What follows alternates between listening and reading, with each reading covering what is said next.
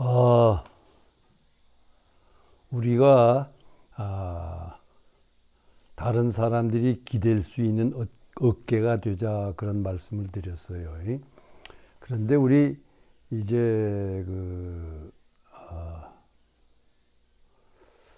언제부터인지 정확하게는 알 수 없지만은 아마 미국에서 시작되지 않았나 이런 생각이 듭니다. 정확히 복음주의 신앙이다. 그래가지고 교단마다 예수를 믿는 교회마다 또는 그 목사님들 또 그다음에 또 신학자들도 우리는 복음주의다. 그래가지고 복음주의를 자기들이 복음주의라고 주장하는 사람들이 이제 너무 많이 나오자 조영기 목사 같은 사람은 우리는 순복음주의다. 또 그렇게 갖다 순자를 더 붙였어요. 그런데 이 복음주의 신앙이 나쁘다고 할 수는 없습니다. 다시 말하면 그 복음주의 신앙의 핵심은 예수님이 우리 죄를 대신해서 십자가에 달려 돌아가셨다는 거예요. 그러니까 예수님이 내 죄를 대신해서 십자가에 달려 돌아가셨다는 것을 믿으면 그때 우리는 우리의 죄가 용서받고 없어지고 그 다음에 죽은 다음에 천당 간다는 거예요. 이것이 더 너무 깊이 그쪽으로 가다 보니까 과거의 죄만 용서해 주는 게 아니라 미래에 지을 죄까지도 다 용서해 줬다 이렇게 되는 거예요. 그래가지고 참 자기가 정말로 복음주의라고 하는 사람들이 참 실제 삶을 아주 잘못 사는 것을 저는 어릴 때 많이 봐왔습니다. 내 주위에서. 그러다가 결국 신앙을 잃고 말아요. 그 다음에 신앙을 잃고 말든지 아니면 저 곁길로 빠져가지고 예수를 팔아서 먹고 사는 뭐 기도원이다. 자기한테 기도받으면 막 무슨 병이든지 다 낫는다. 그래가지고 신유의 은사를 받았다 그래가지고 또 돈 받고 기도해주는 그런 데가 생겨요. 또 그런 훈련을 시키면서 뭐 2박 3일 코스에 30만 원이다 얼마다 이렇게 받아가면서 복음주의 신앙 내 죄가 예수님이 십자가에 달려 돌아가셨으니까 그것만 믿는 순간 없어진다. 막 같은 그거를 막 철저히 가르치는 거예요. 그럼 얼마나 그런 사람들이 이제 심리적으로 안정을 하는 거예요. 내 죄가 없어졌다. 그러니까 죽은 다음에 천당 간다. 어떻게 살아야 돼 중점이 있는 것이 아니라 그런 복음주의라고 주장하는 신학이 제가 어릴 때부터 들어왔는데 아마 일제시대에 미국 선교사들이 들어와서 퍼뜨린 거 아닌가 또 주로 그런 생각이 드는데 그 폐해를 저는 참 무수히 목격해 왔고 지금도 목격하고 있습니다. 그런데 예수님이 내 죄를 대신해 돌아가셨다. 저는 그거 틀렸다고 생각하지 않아요. 그런데 그거는 어떤 그 예수님의 십자가의 죽음의 그 의미에 아주 극히 일부고 거기에 큰 의미가 있는데 그 다른 의미를 못 보게 만드는데 문제가 있어요. 뭐 하나 예를 들면 원고에 써서 보냈지만은 우리 아버지가 저한테 들려준 얘기입니다. 저 시골 늙은 교회에 한 여자 집사님이 있는데 아무리 기도해도 자기 기도가 예수님이 들어주는 것 같지 않다는 거예요. 그래서 우리 아버지가 그러면 집사님 그 안방에 옛날엔 그 안방 그 아랫목 위에 벽장이라고 있습니다. 거기에 늘 자주 쓰는 소중한 물건을 보관하는 데가 있어요. 벽장이라고. 그 밑에 의자를 하나 놓고 의자에다 머리를 이렇게 딱 대고 기도하십시오. 그러면은 좋을 겁니다. 그랬더니만 그 집사님이 그렇게 해보더니만 그렇게 하니까 이 기도가 잘 된다 그래요. 돌아가신 교장 선생님도 그 여자 집사님도 예수님이 벽장 안에 계신다고 믿지 않습니다. 그러나 그런 상상을 해가면서 바로 자기가 머리 숙인 그 의자 위에 벽장에 예수님이 계신다고 상상하면서 기도를 하니까 기도가 잘 되더라 그러는 거예요. 그렇다고 두 분 다 그렇게 조언을 한 우리 아버지나 그 여집사님이나 둘 다 벽장 안에 예수님이 계신다고 생각 안 해요. 알겠어요? 우리가 어떤 사람의 수준에 따라서 어떤 사람이 학력이라든지 자라온 환경이라든지 그 사람이 처해 있는 환경이라든지 또 신앙의 정도에 따라서 우리가 표현을 달리합니다. 그런데 그걸 일반화시켜서 예수님은 벽장 안에 계신다 이런 가면 그는 큰일 날 때 아니겠습니까? 근데 복음주의가 저지른 실수가 그런 겁니다. 예.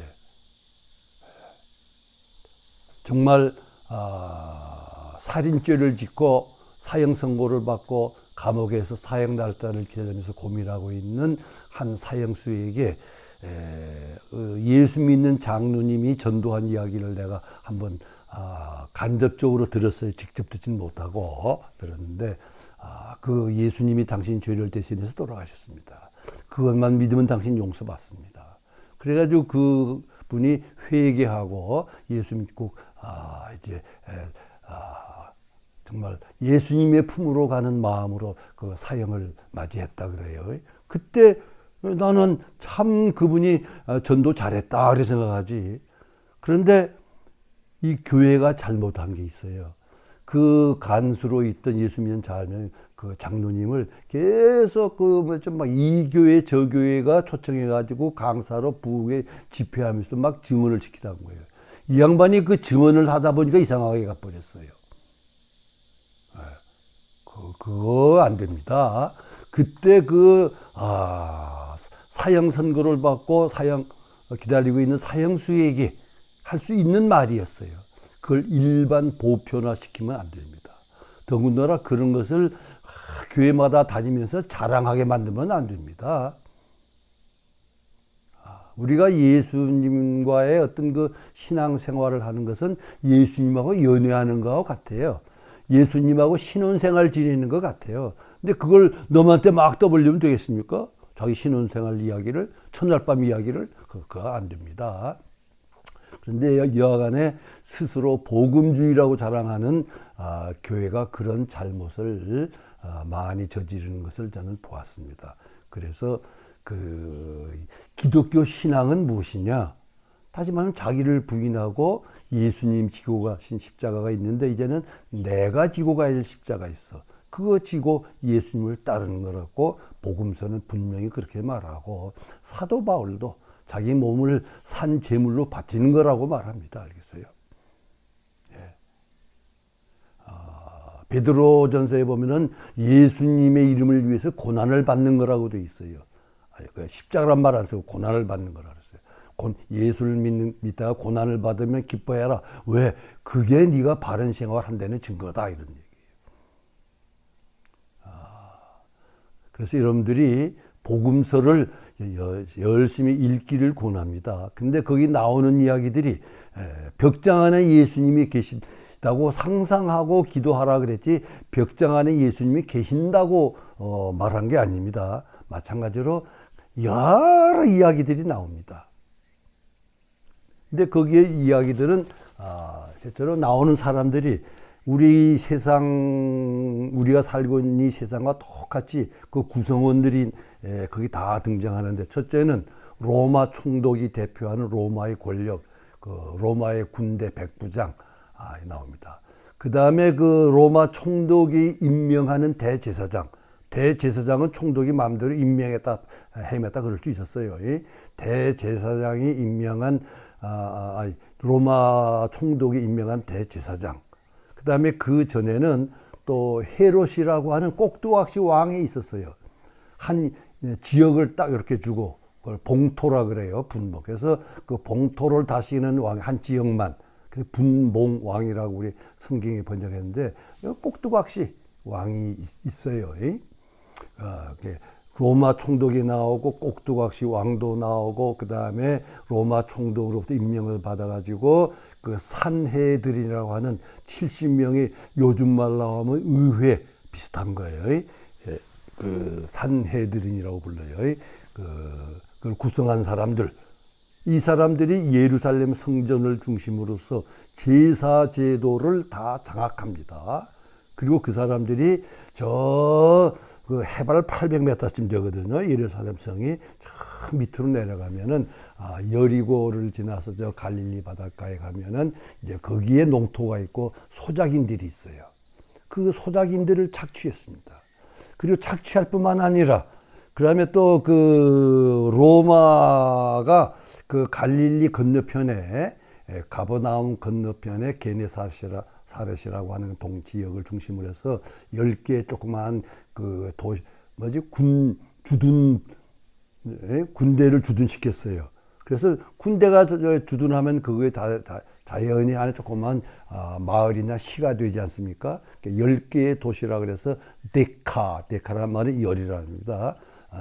폴리스는 도시라는 얘기예요. 그 지역이 있었습니다. 그 지역에서 장사하는 사람들, 그 다음에 막 일하는 노동자들,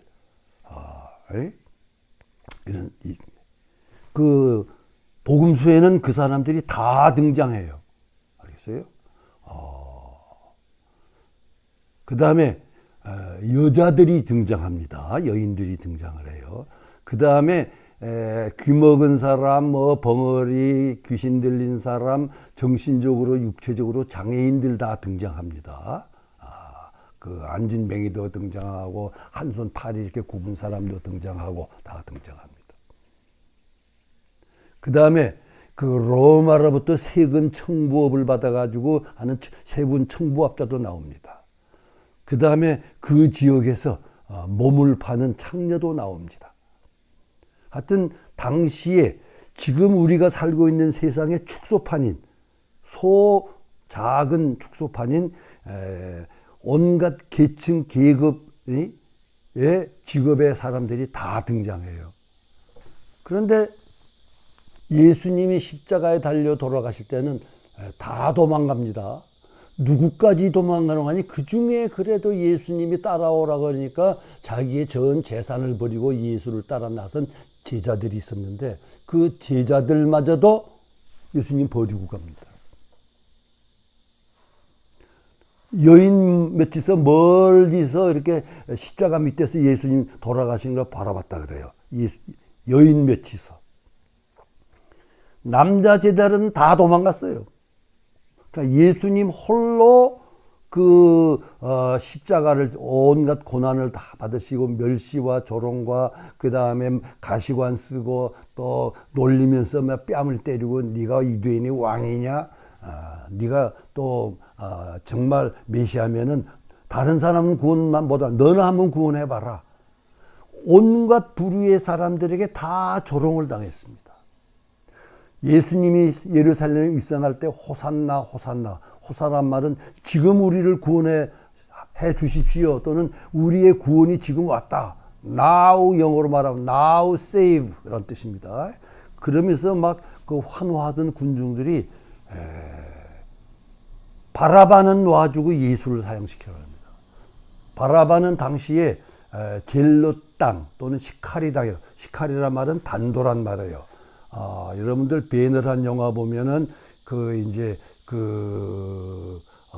베너가 이제 그 돌아왔은 메살라에게 첫 선물을 하는데 이 아주 이쁜 단도 칼을 줍니다. 그게 시카리라는 거예요. 그걸 품고 다니다가 몰래 로마 병정 또는 친로마 인사를 암살하는 걸 젤로 땅이라고 그래요. 시카리 땅이라고도 하고.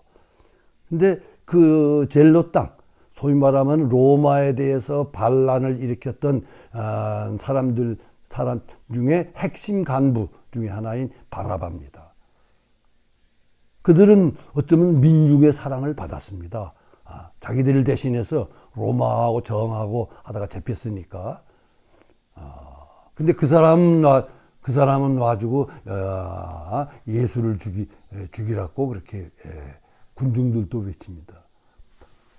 빵을 얻어먹은 사람입니다. 물고기를 얻어먹은 사람들입니다. 예수님이 입성할 때에 호산나 호산나 다윗의 이름으로 오시는 분이요. 그 말은 다윗의 왕조를 회복하러 오는 메시아라는 뜻입니다. 메시아로 예루살렘 오시는 것을 환영했던 그 무리가 며칠 뒤에 우리 마가의 기록을 보면은 사흘 뒤에 알겠어요? 바라바는 놔주고 예수를 십자가에 못 박으라고 외칩니다. 정말 예수님, 그 다음에 그 호언장담하던 베드로 또 마저도 예수님을 버리고 도망갔을 뿐만 아니라 3번이나 부인을 해요. 3번째 부인은 나는 욕설을 섞어가면서 저주하면서 도저히 그 사람 모른다 그랬다 그래요.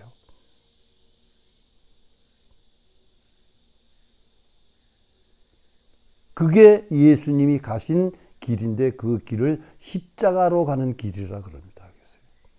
그래서 그 예수님이 가신 길을 따라가는 겁니다. 예수님이 가신 길을 따라간단 말은 예수님이 누구와 싸웠느냐? 예수님이 당시에 지배계급과 싸웠습니다. 저 갈릴리의 불쌍한 소작인들, 막 일꾼 노동자들, 그 다음에 그 레위기에 불결한 병이 걸렸다고 하는 혈루증 앓는 여자들, 그 다음에 부모의 죄인지 본인의 죄인지 모르면 죄 때문에 눈이 멀고 안진뱅이가 되고 장애인이 됐다는 사람들, 나병이 걸려서 사회에서 추방당한 사람들, 이런 사람들에게서마저도 예수님은 배척을 당했습니다. 왜? 그들인 다윗 왕국을 정치적으로 회복하고 로마를 군대를 몰아내는 메시아로 그들을 예수님이 예루살렘 성에 입성할 때 환영했거든요. 근데 보니까 아니에요. 알겠어요? 그래서 예수님은 일생 동안 그 상부 계급, 지배 계급과 싸웠습니다. 그래서 따르는 무리들에게 일반 사람들에게 인기가 있었어요. 근데 그 무리들은 예수님이 왕이 돼서 로마를 몰아내고 독립국가를 만들어줄 줄 알았어요. 그런데 예수님은 비폭력 저항주의입니다. 비폭력 사랑으로 싸우자는 그 싸운 방법이 달라요. 예수님이 누구하고 싸웠느냐? 싸운 방법이 어떠냐? 바라바는 무기를 들고 싸웠습니다. 그래서 백성들은 이 바라바를 지지하는 거예요. 그래서 마지막에는 그 소위 말하면은 누구와 싸웠느냐? 지배계급과 싸웠다. 그러면 그 사람과 싸우는 사람들도 또 있었는데, 소위 말 열혈 청년들이 있었는데 그 사람들은 무기를 들고 싸웠습니다. 근데 칼을 쓴 자는 똑같다. 칼로 망하는 거다. 하면서 예수님은 비폭력 사랑으로, 영어로 하면 non-violence love입니다.로 싸워야 된다. 예수님이 누구와 싸웠느냐? 그 사람들과 싸워야 됩니다. 무슨 방법으로 싸웠느냐? 비폭력 사랑으로 싸웠습니다. 아버지여, 자기를 십자가에 못 박는 그 세력을 향해서 자기들이 무슨 짓을 하고 있는지 모릅니다. 용서해 주시죠라고 하는 무기로 싸웠습니다. 예수님이 누구와 싸웠느냐? 무슨 방법으로 싸웠느냐? 그 다음에 그 지지자를 많이 얻어가지고 그 지지자들의 힘을 의지하고 싸웠느냐? 아닙니다. 홀로 싸웠습니다. 그 싸움을 싸우는 것을, 그 싸움의 뒤를 이어 싸우는 것을 자기의 부인하고 십자가를 지고 간다 그럽니다. 자기를 부인한 제일 모범을 보이신 분이 예수님이십니다. 자기 생명을 버리면 얻을 것이요 생명을 찾으려고 하면 잃을 것이다라고 말씀하셨거든요. 자기의 생명을 버리는 싸움을 싸우신 겁니다. 이것이 기독교 신앙입니다. 그런데 그 기독교 신앙을 다 그거는 그런 데는 관심이 없고, 내 죄가 없어졌다더라. 그러니까 나 죽어도 천당 간다. 여기에만 머무는 기독교가 되어버리고 말았습니다. 그래서 참 여러분, 그 기독교 국가들이 아프리카에 가서 흑인들을 그물로 잡아오는 그런 무서운 죄를 근대와 현대에 저지른 겁니다. 중세시대에 저지른 게 아닙니다.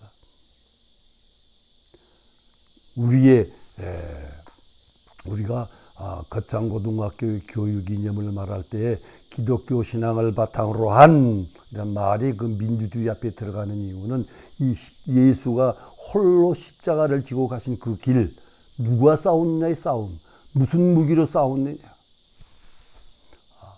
이런 싸움을 싸우는 신앙을 말하는 겁니다. 그런 의미에서 우리는 세속적인 그 교육 학교들이 하고 있는 인류대학에 가가지고 공부 잘해가지고 판사, 검사, 의사가 되고 그 다음에 무슨 회계사가 되고 변호사가 되고 뭐 이런 것 되면 먹고 사는데 걱정이 없다. 그런 사람들을 길러내는 것을 학교의 자랑으로 알고, 그래 누가 사법것이 붙었다 하면은 막 플랜카드를 써붙이고, 심지어 어떤 학교에서는 무슨 회사, 큰 회사에 임원이 됐다고 플랜카드 써붙인 것도 보았습니다. 그걸 자랑으로 알고, 교육의 목적이 아닌데, 그건 힘을 숭상하는 건데.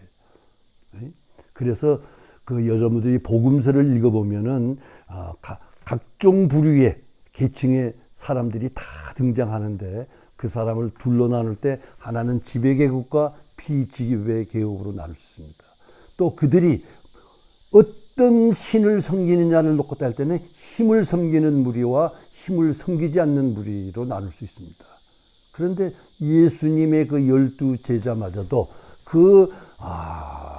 예수님의 십자가의 의미를 아무리 설명해 줘도 모르는 거예요. 복음서에 의하면은 3번이나 자기가 십자가에 죽었다가 살아날 것을, 죽을 것을 그들에게 가르쳐 주었는데도 못 알아듣는 거예요. 수제자 베드로가 대표해서 안 됩니다, 선생님 죽으면, 그러는 거예요. 그때 뭐라 그럽니까? 사탄아 불어 물러가라 그러지 않습니까? 수제자 보고 사탄이라고 불러요. 우리 교인들에게 제가 드리고 싶은 말은, 우리도 우리의 인격의 일부가, 우리의 가치관의 일부가, 우리의 사고방식의 일부가 어떤 이 세상에서의 안락함과 편안함과 즐거움을 얻고자 하는 우리의 인격 전체, 이 전체 인격의 일부가 예수님을 십자가에 못 박은 그 지배계급이 숭상하는 힘을 가지고 싶어하는 우리의 일부가 그 빌라도 속에 숨어 있지 않는가?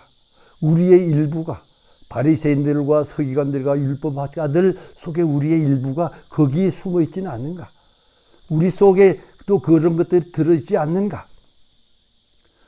베드로처럼 안 됩니다, 십자가로 지면 안 돼, 죽으면 안 됩니다 하는 그 베드로가 우리 속에도, 우리의 인격 속에도 숨어 있지 않나, 잠재 있지 않나.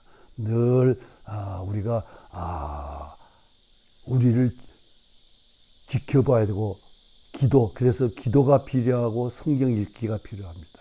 그래서 특히 마가복음의 복음서에 보면은 예수님이 중회할 때마다 깨어 있어라, 깨어 있어라, 깨어 있어라. 신랑이 언제 올지 모른다. 그 신랑이 오는 날은 십자가를 지는 날이었습니다. 부활해서 오는 날이 아닙니다. 십자가를 지는 날이 언제 올지 모른다. 깨어 있어라, 깨어라. 여러분 겟세마네 동산 이야기 잘 알죠? 제자들이 잠 자는 거예요, 피곤해서. 그러니까 3번이 가서 깨우는 거예요. 마지막에 3번째 가니까 또 자고 있어요. 그때 예수님이 뭐라 그러니까, 그래 이제 끝났다, 네 편히 쉬어라, 드디어 때가 왔다. 그 말씀이 떨어지기가 무섭게 칼과 몽둥이를 들고 유다를 그 앞에 세워서 예수를 잡으러 옵니다. 네. 기독교 신앙은 예수님이 누구와 싸웠느냐, 무슨 무기로 싸웠느냐를 늘 끊임없이 묵상하면서, 우리 속에도 빌라도가, 우리 속에도 대제사장이, 우리 속에도 바라바가 떡을 얻어먹고 또 배신한 그 군중, 이런 것들이 우리 속에 숨어 있지 않나. 우리의 일부가 다 그때 거기에 참여하지 않았나 하는 반성을 돌이켜보는 것을 깨어 있으라 그럽니다. 깨어 있어야 합니다. 그런 신앙이 우리 거창고등학교에서 우리 모이는 우리 거곡교회 모든 식구들 위해 충만하기를 예수님의 이름으로 기원합니다.